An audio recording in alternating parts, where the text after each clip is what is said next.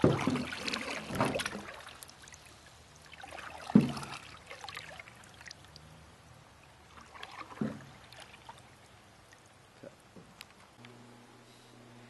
is it's a real tree.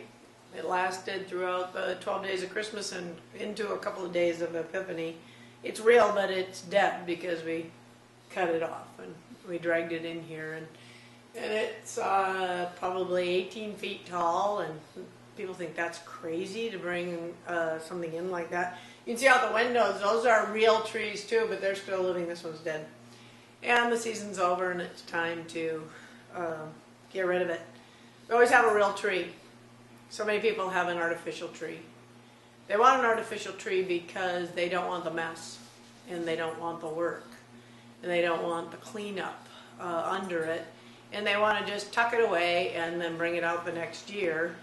I'm not criticizing people with artificial trees. The problem is I think we do the same thing to Jesus, Christmas, and actually the whole Christian faith. John's Christmas story doesn't sound like a Christmas story. It doesn't have Bethlehem and Mary and Joseph or anything. It just talks about that Jesus was there from the very beginning. He was the Word of God. He is life itself. And he's real. But his own people did not know him. He came to his own and they rejected him. And the same is true today.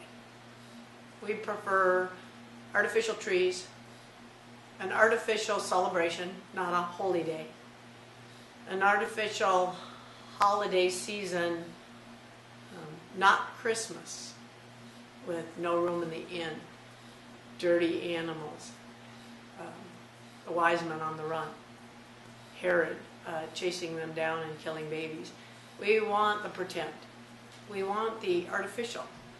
The real is too hard, too much work, too dirty. We don't want to have to clean it up, take care of it, water it. Perhaps that's what's happened to faith across this country. Perhaps that's what's happened to our preaching and teaching in our churches. Perhaps that's what's happened in the hearts of all those who want to believe they're Christians and disciples of Jesus Christ. But they want somebody to tell them uplifting stories and motivational stories and positive stories. And then you introduce them to the real Jesus of the written word, revealing the Word of God himself. And his own people don't want him. Rather have something artificial and made up, prettied up, clean, neat, tidy, no work to it, rather than to follow a real Jesus in a real world with no pretending. It's time to be real, because Jesus certainly is.